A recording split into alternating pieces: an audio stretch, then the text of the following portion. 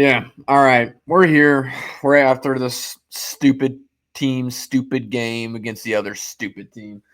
I'm Nathan. I'm your host, regrettably, for the evening. I think Daniel's going to have to do every show for the rest of the year at this point for making me do this road trip so far. But we're here. The Grizzlies lost 115-99. They had a 10-point fourth quarter.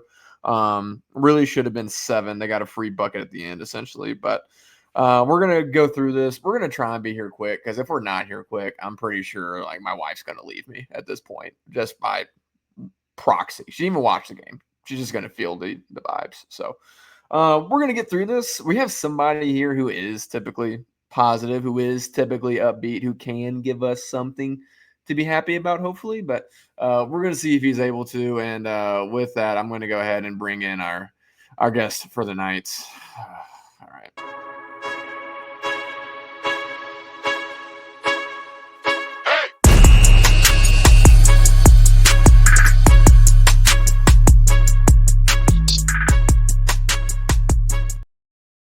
All right. I didn't even mean to bring that comment up. That's just how destined tonight was. That comment just came up all on its own, by the way. But we have Luke Hatmaker, host of the Daily Grind with Bluff City Media. Luke, welcome to the show. You're on mute. You are on the mute. Am I muted now? Nope, but that's how tonight's going, so that fits. Man, this is past my bedtime. You know this. You know it's very late for me, and I'm gonna try to be positive today, but that was just absolutely garbage. It was a garbage game to watch. Yeah, I'm gonna need you to give me a reason not to end it all tonight. Lauren, tonight on nights like tonight, we drink water. We don't allow ourselves to drink anything else on nights like tonight because that's how problems are developed. So just water. But water. Yeah, Luke, appreciate you joining. King Meeks is in here saying you got to be up early for your show tomorrow. So we'll keep it pretty short and sweet tonight. But like Wayno saying, we do need something to cheer us up because people like me and Eric are saying this team is trashed. There's no heart. There is no grit and grind. So, Luke. Oh, God. Is there a silver lining? Yeah, oh, God. Is there a silver lining? The silver lining is we're not the Mavericks. Is that even a silver lining at this point? I mean, honestly. So, man, it's tough because the team that went out there tonight.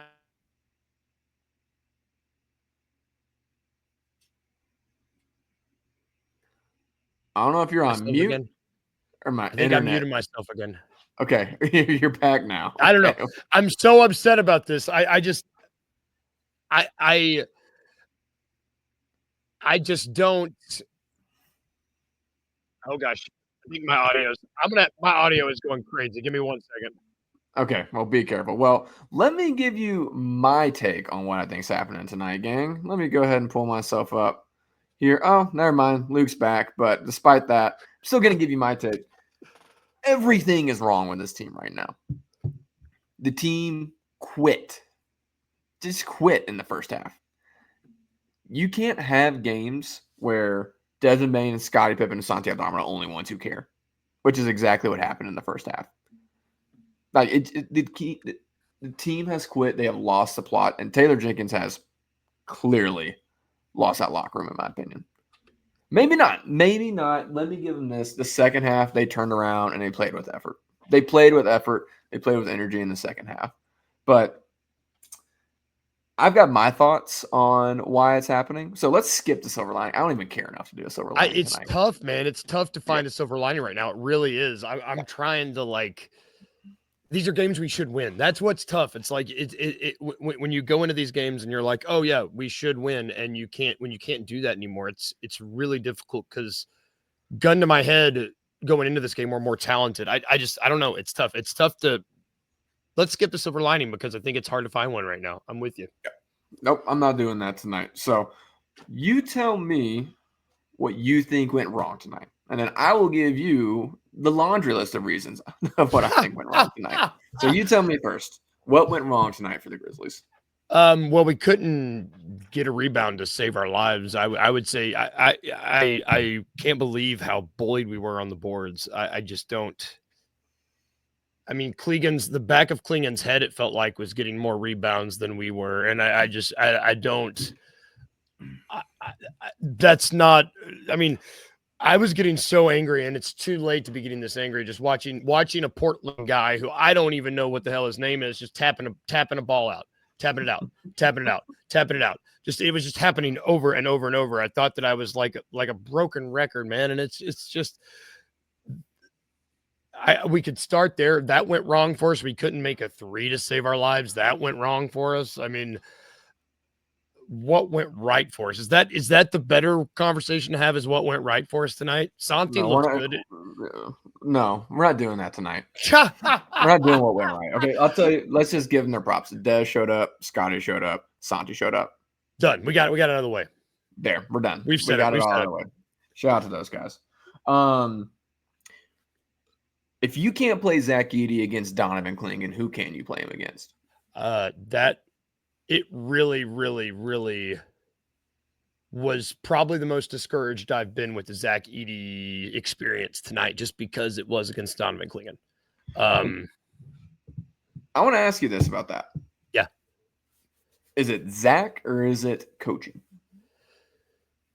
I think it's coaching. I just think we've seen this season, it's not having a firm grip on how to use Zach Edey in this system, or lack thereof, with his skill set. I think that's he was the Naismith player of the year. He knows how to play basketball.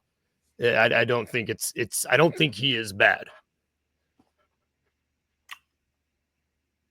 I think I was, first off, Big Guy, I did see this question. He banged his knee, went out. Hit it pretty hard, right? Yeah, hit it pretty hard. So that's what ended up happening to BC tonight. But did want to go ahead and answer that. Now, I think I never wanted the Grizzlies to draft Zach Edey. Yeah. Yes. I never wanted to draft it. That being said, I have said I think he's developed at a really rapid rate. Mm-hmm. He is learning quite a bit as they go. I just thought they should get an athletic big if they're going to get a big. Like, if you're going to do it, go get someone like Kellaware. It fits the team better, in my opinion. But it's not a knock on Edey that they took him, and I do think he's developed a ton since he's been in here and learned really quickly. That being said, he doesn't fit the way that this team operates very well, especially as a rookie. Yeah. Especially as a rookie. And two, they decided to run a system, as you were mentioning, that goes completely against his skill set. Like, I'm watching the Grizzlies die on every screen on the other end. They switch when there's 3 feet in front of them to be able to just go over the screen. They still switch it, which is mind-boggling to me. Their defense is completely disconnected and broken at this point. Meanwhile, on the other end, they refuse to set a screen. They're like, we're just going to pass and then dribble towards the top of the key and then pass and then dribble towards the top of the key. And hopefully by the time it's done, we get an open shot somewhere. Probably going to be Jalen Wells shooting it, who has officially hit the rookie wall. So I'm like, okay, not only did you draft this massive lumbering dude who really doesn't fit the kind of high-flying guy you probably think fits best with your core players, you don't even run screens anymore. And it's like, listen, I understand when John Morant's been playing, they've been setting a ton of screens, right? Yes. Like, that's changed. That's not the only guy that you run screens for on the floor. It's like, hey, every functional offense in existence utilizes screens at some point on the floor. Yep. Like, I watched at least 6 possessions in a row tonight, and they didn't run a single screen. Nowhere, not even an off-ball screen. I'm just like, really, not even off-ball. So it stuck out. I don't know why.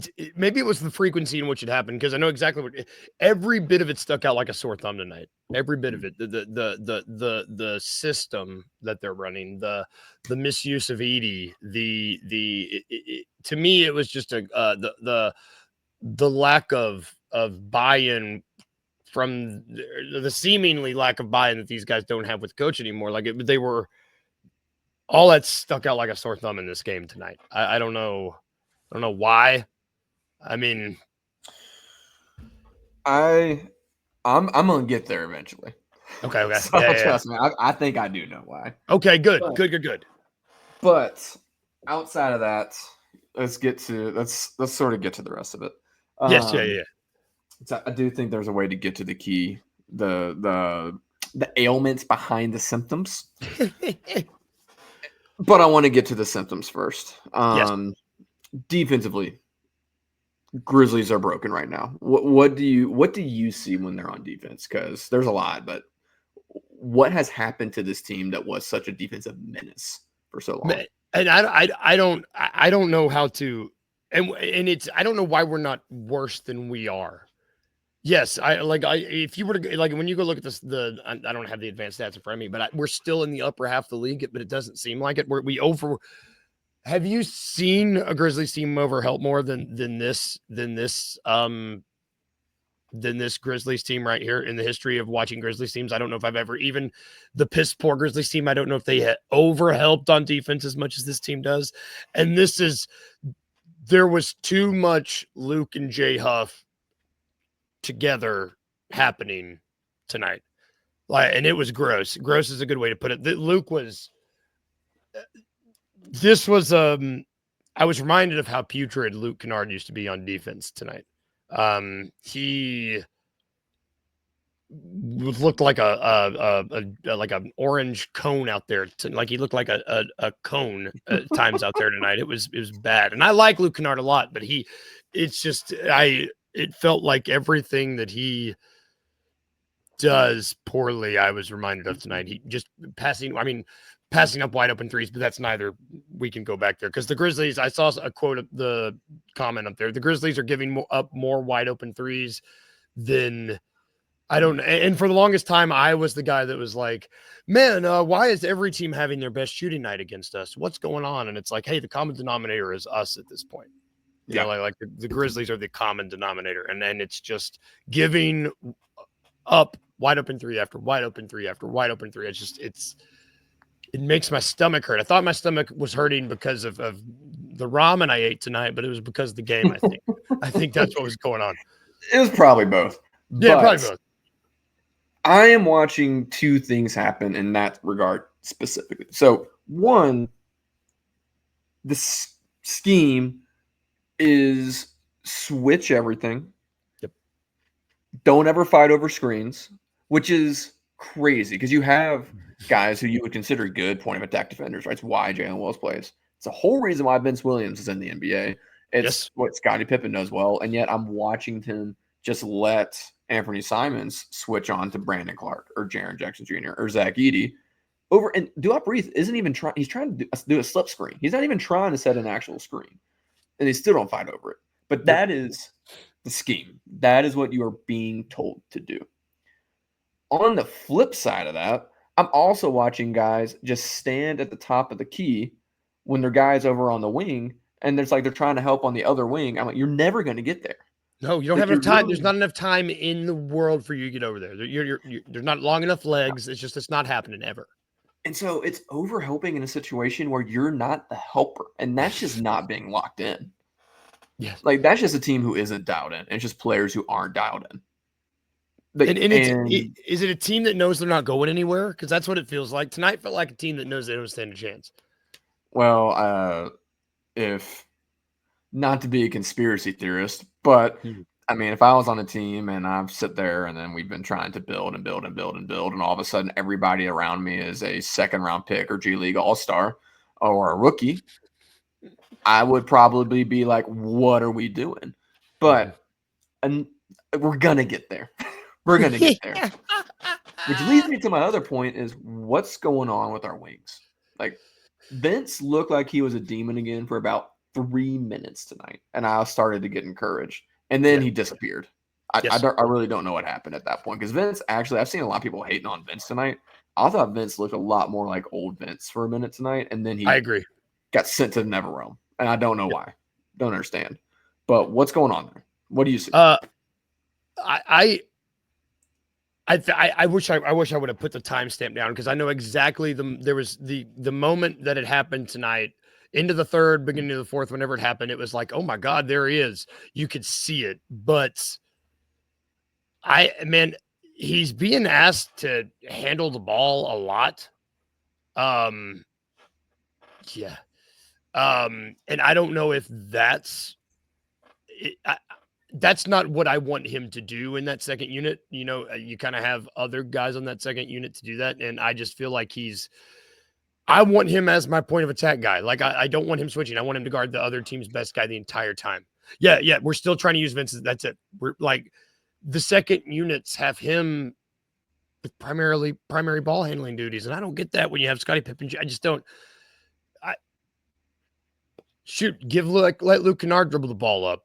I don't know why Vince is the one doing it still. I don't know why he's being used so out of place more often than not in this quote system. Well, the problem is Vince did thrive on ball last year. Mm-hmm. He looked better in that. And quite frankly, if you put him on the wing, it's not like you're trusting him to hit that corner three.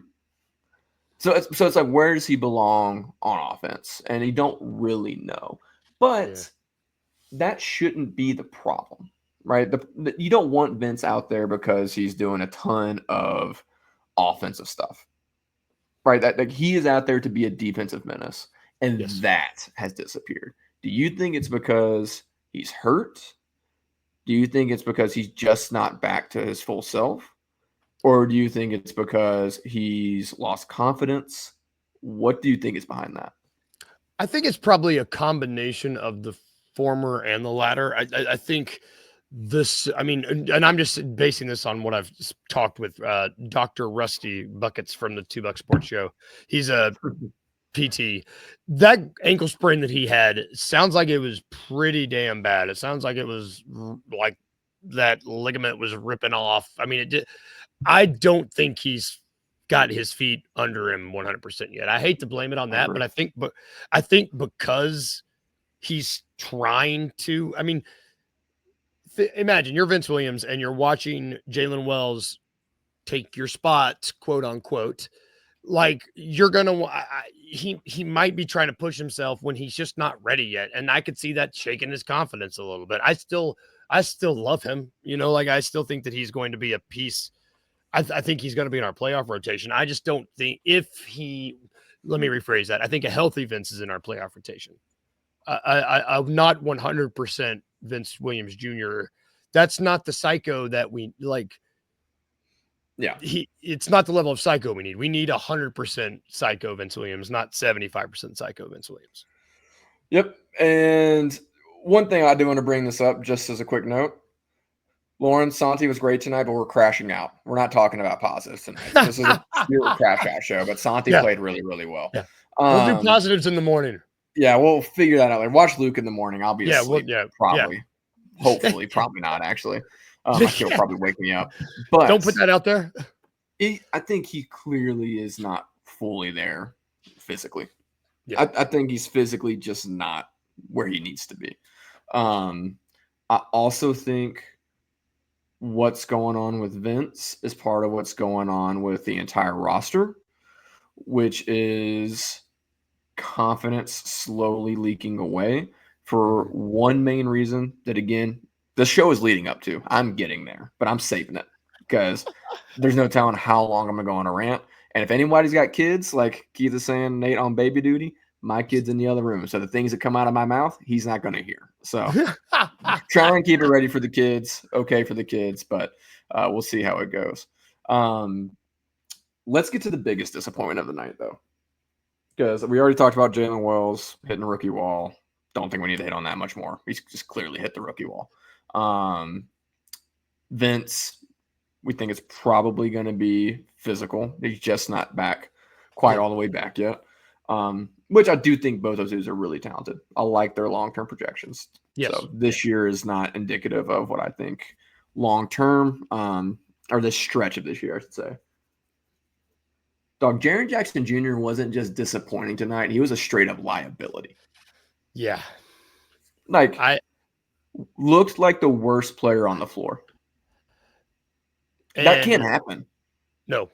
He looked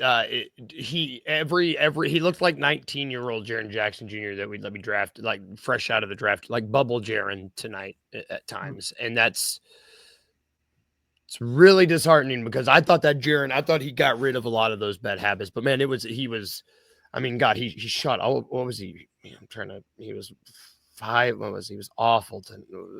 5 of 18, dude. 5 of 18 tonight.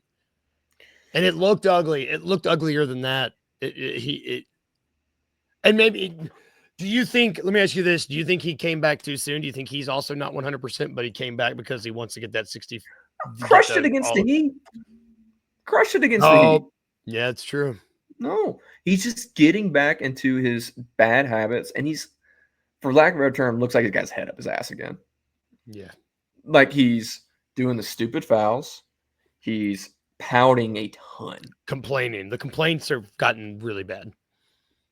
And he's hype on the bench when team's doing well. He's still a great teammate, but he's making all the silly mistakes he's pouting about it when it happens. He is getting really sped up. So maybe it is a coming back from injury thing, but I don't think he's hurt. Yeah. Maybe he is. Those ankles can linger. So maybe that's not fair of me. Just to keep it. He's not moving, but no, you're right though. He's not moving like he's got a tender foot. No, it is just getting sped up and into bad habits and into his own head, which again is indicative of what's happening a lot about the team, with the team as a whole. But that's one guy it can't happen with. Yeah. That can't happen with you. But other side, conspiracy theory, Nate. Jaren is just like, hey, this season isn't going the way we want it to go. We are probably headed in the right direction, but we can still make some run in the playoffs. But in the meantime, I'm going to save this team a lot of money and play my way out of all NBA. So maybe that's what he's trying to do. He's just trying to save the team money because he's such a team player. So maybe he's just being the ultimate teammate still, because that's the direction this is going in as of this point. So, listen, all jokes, kind of. Hey, the delivery was great. I was like, is this man serious? Is this man serious? Yeah. I mean, I'm serious that it might happen. He might play all NBA. 100%. He's not actually trying. In all seriousness, though, you can't be your all NBA defensive player of the year player for this team and play like that. Now, it's not fair to say this is like who Jaren is. Like, he's carried this team for the majority of the season, right? He's been amazing all season, which is why we're even having the all NBA conversation, right? Exactly. But he felt like an absolute lock to get all NBA, and since he's come back from injury, it's like part of me is like, can he seriously play his way out of this? Like, is there a way that you could kill that campaign in 10 games or whatever it's going to be? 12. So he had the really good game against the Heat. I still am a full believer in Jaren Jackson Jr., but no question. Given the state of this team, if they want to win on any given night, 2 of those 3 stars have to be great. Like, not good, great. And the other one really needs to contribute in some way, shape, or form. But with Jaren, we're not a Jaren hating show. We're never going to be a Jaren hating show. He is absolutely awesome. But, like, brother, that was brutal tonight. Brutal. Do you, man? So how many games like this do you think you would have to not get all NBA? I mean, there's 12 games left because I think he was if voting ended before he got injured, I think everybody would have been like, yeah, he's automatically in. Yeah, he would have to play like this the rest of the season. In all seriousness, The rest of the way. Yeah, it had to be the rest of the way. He has been so awesome all year long. And like a few games aren't going to downtrodden that, but it's been more than a few games. It felt like more than a few games, I should say. But you can't get back into these bad habits. And he could play pretty poorly the rest of the way and it still make All-NBA, just to be really clear. Because I agree with you. Season. But it can make us sit there and be like, you're not playing like you're All-NBA. But it would be, in all seriousness, it would be tough. I mean, the best shot for him to not make All-NBA, in my opinion, is to either play like this literally every game that they play, but also probably just to not play. Like they shut him down for a few games and he doesn't make it, which would be so hard at this point. And not what you want, right? Like, to be clear, as fans, we should want Jaren to win All-NBA and make it. So, like, this is all jokes, like, other than the fact that he's playing really poorly. We obviously want Jaren to win All-NBA, despite the fact that the franchise has to pay him a ton of money. Like, good for him. We want it to happen. It's the best thing that could happen for everybody. We want that. But man, it's brutal watching this right now. Yep. Did like seeing him get a tech. I do like seeing Jaren get mad enough to say something to the refs to get a tech. Doesn't happen very often. Just wish he had played well enough outside of it for it to matter. Now, getting back to it, I'm going to get to my point here in just a minute. And it's going to take me a minute probably to get through it all. So I'm going to ask you before I do, overarching with this team, two things. One, what is the source in your mind of what has gone south since the trade deadline, especially with this team? And two, do you think there's any hope for this season specifically for them to turn it around? So by turnaround, do you mean, what do you mean by turnaround? I think that at this rate, this team is destined for a first round playoff exit. They might get lucky with the bracket and get to the second round. I don't think this team is Western Conference championship. I don't think it's Western Conference Finals. I don't think it's title contending. I think it's first round exit. I think that, and to piggyback off that and get to your first point, I think that at some point around the trade deadline, there's there's been some sort of disconnect that happened, I think, between the locker room and the coach in the front office. I don't know if that's just how I at this point, to see how fast it has gone south. I don't really know what else to point my finger to put my finger on it. I don't know what else. That's really the only thing that makes sense for it to happen like that. As fast as it's happened to me, it just feels like there's two different groups trying to achieve two different goals. It just doesn't feel like they're on the same page at all. Do you think then, and what I meant by hope for this season would be a team that can turn around and be competitive in a first round series? Yes. Because at this point they're headed very south of home court advantage. So I'm not like they should not be favored in a series at the direction this is going. I think if especially if Ja is coming back, like if Ja and Jaren are playing if they're healthy and they're playing the best that they can, and Dez is there too. It's like I said, and one of those guys needs to contribute. I feel fantastic against their chances in a 7-game series, no matter what. I just think that that's a lot of stuff that needs to go right this year for that to happen. Yep. And I actually am more optimistic, I even think, than you, which is a rare occurrence on that direction. I think you get Ja, Dez, Jaren, Brandon, Santi, Pip healthy. You have enough to be able to fill in the gaps to compete night in and night out. Santi, as irritating as he can be, has been consistently there for it for pretty much every game this year. Does shrink from physicality a little bit. There's no doubt about it. But he seems to be pretty even keel and built for the bright lights. Yes. Generally speaking. Pippen continues to be one of the sole bright spots night in and night out. Especially in the back half. The back half of the season, he's been one of the lone, like maybe the most consistent bright spot, like you were saying. Yeah, since the trade deadline. Him and BC really are the two. Couldn't agree more. And then we've seen enough from Jaren, Des, Ja in the past that you would expect them to step up when the lights get bright. And it's felt like this team was geared towards playoffs. That's when they actually cared about this all season long. Mm-hmm. Right. So it feels like we are in a microcosm of what they have been really feeling and how they've been approaching the season right now, which is we don't really care about these games. Or we care about getting to the playoffs. Now, I think they probably decided they could coast a little bit early, if I had to guess. Yeah. But do I think they have a chance of making any real noise in the playoffs? No, I haven't thought that since the beginning of the season, unless they made some moves at the trade deadline, which clearly were not made. Do I think they should win a first-round series at this rate? No. I don't really know who you could put them against. But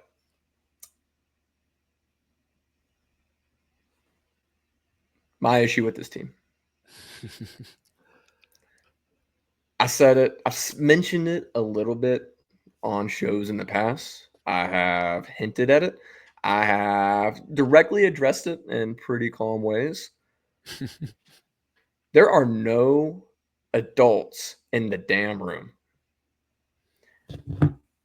outside of our core three, who, by the way, the oldest of which is Desmond Bane at 26-year-old.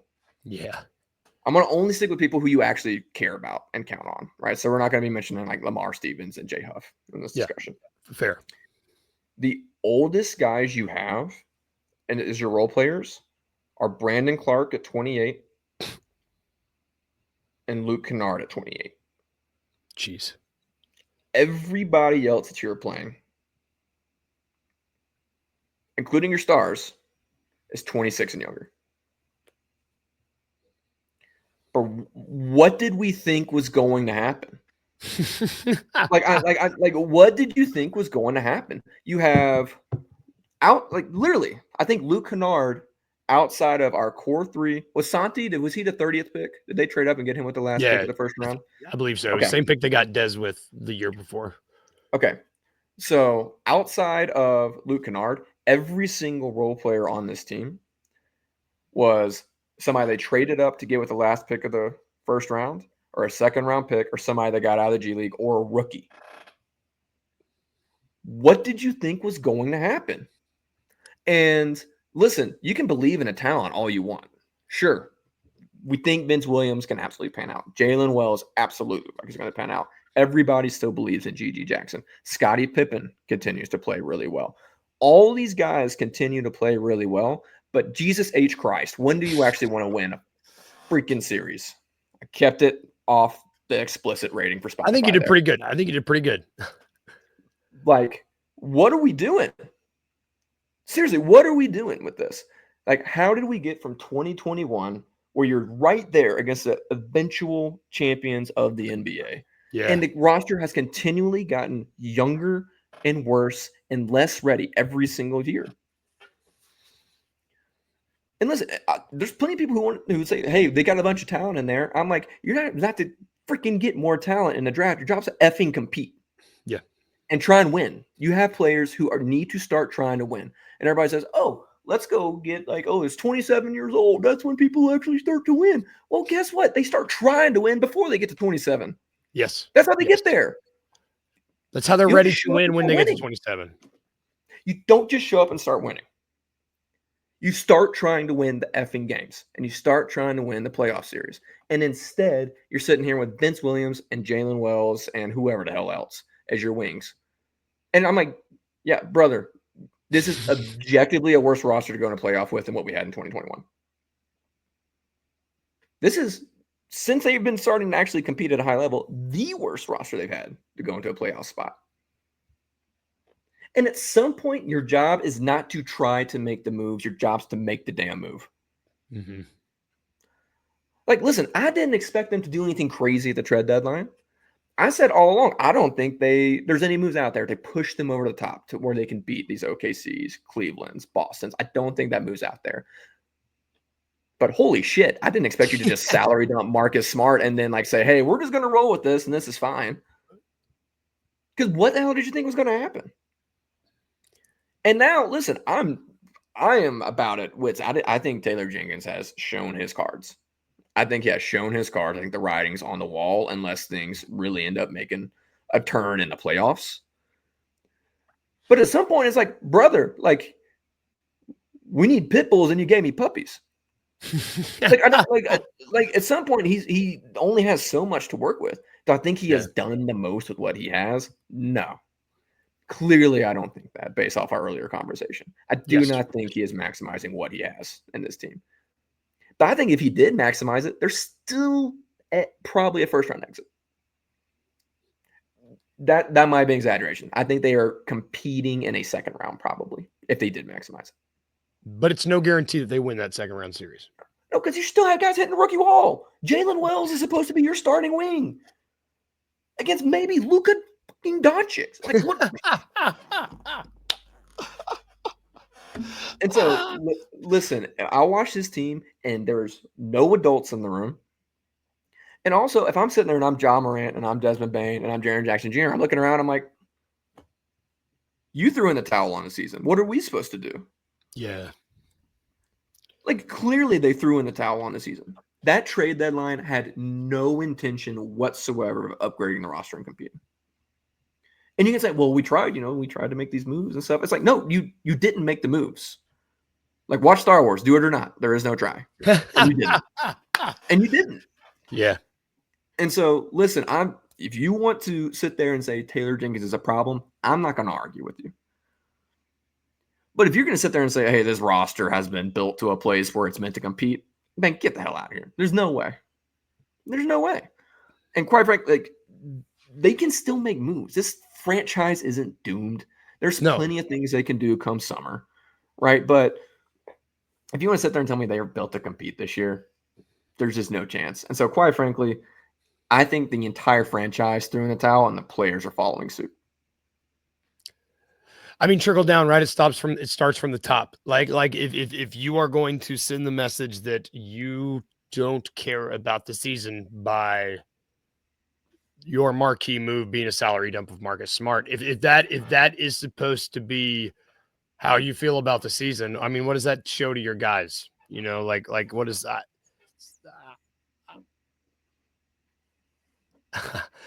It's a good Keith. That's good. Too many effing nerds.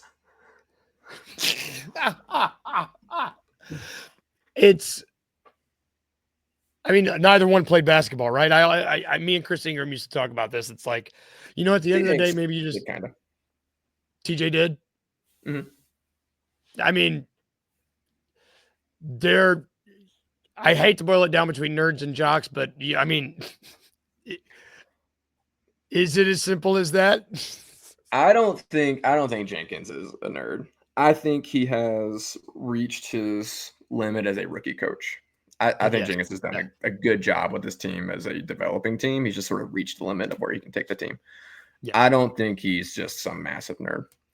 No. I think there are people running a lot of these teams who are absolutely massive nerds who could not imagine why certain guys are better in the clutch. Like, that's not a real thing. Like, that's like, man, you don't just get better. That's not a real thing. Yeah. Like, I had this roommate once, and tell me if you know people like this. He didn't really play sports.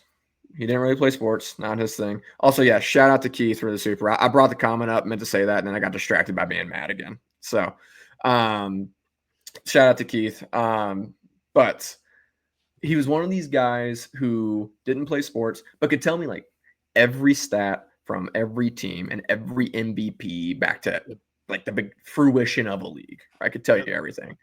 Yep. But I'd be watching a football game with them, and I'd be like, "Oh man, they're cooked." And be like, "What are you talking about? They got the ball. They got a chance." I'm like, "This quarterback's not ready for it. He's not built for it." Yep. And he could not understand. He's like, "What do you mean? He's done fine today." He could not connect those dots. right? Could not connect the pieces. There are too many people like that running the show. Yeah. Now, I'm not saying necessarily Kleiman's that. There's a whole lot of people on that team. And again, I'm not saying Kleiman's cooked. I think, unfortunately, if things don't go well, the writing might be on the wall for Taylor, like we were saying earlier. I think we have sort of reached that point. I think front office still has time.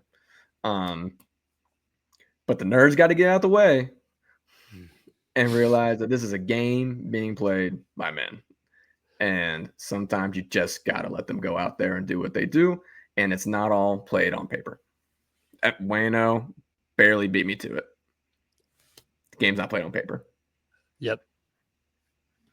So that is my analysis of what's going on with the Memphis Grizzlies. There's no adults in the room, and I think the franchise decided to throw in the towel on the season, and the team is doing the same.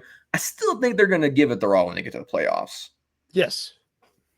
I think they're wired a way where I don't think they will bring a fight to whichever first round series they have. I don't doubt that at all. At the same time, we're still a few games away from the playoffs, so we have to endure this. Oh my God. Yeah, you're right. Which brings me to the next point. Do you think that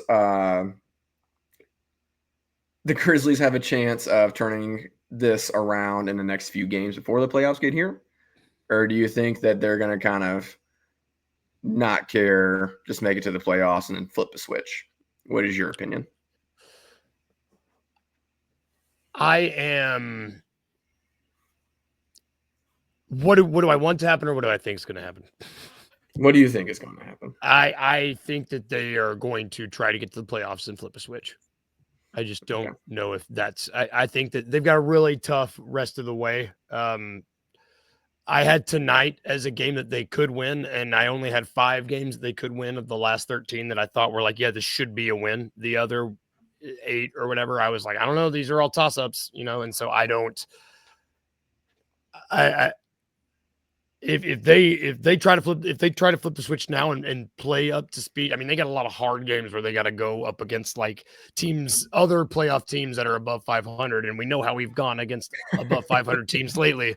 I'm not going to hold my breath for that. I think that they will keep putting jaw on bubble wrap for some of these games. Watch some of the injuries and then try to flip that switch come playoff time.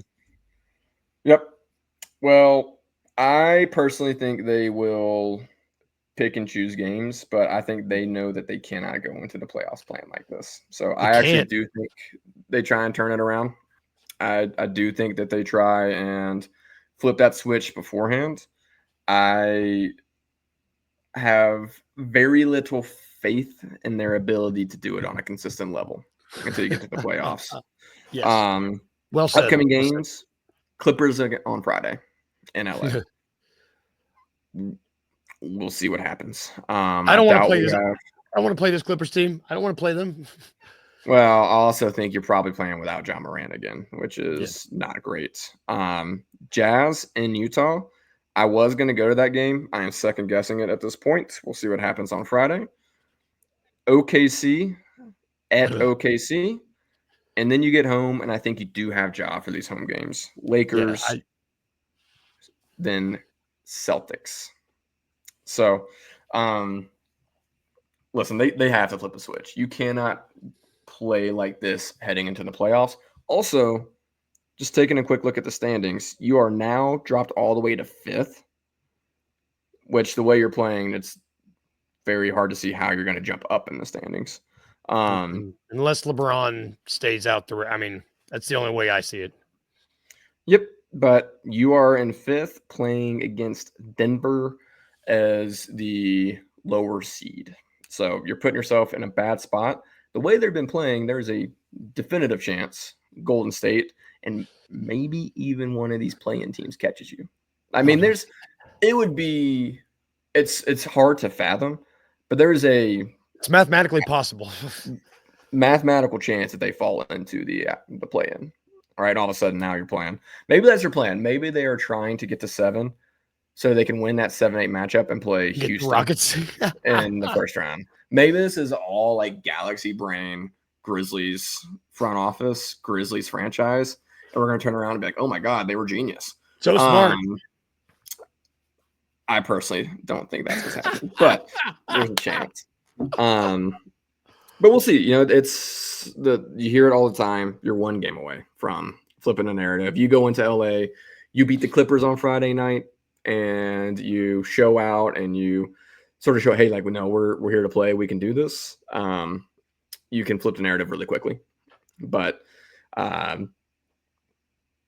they need to show it before I'm going to sit here and say I believe. That I believe they have been playing at a level that we're not going to sit here and say, oh, we believe in them until they show us to.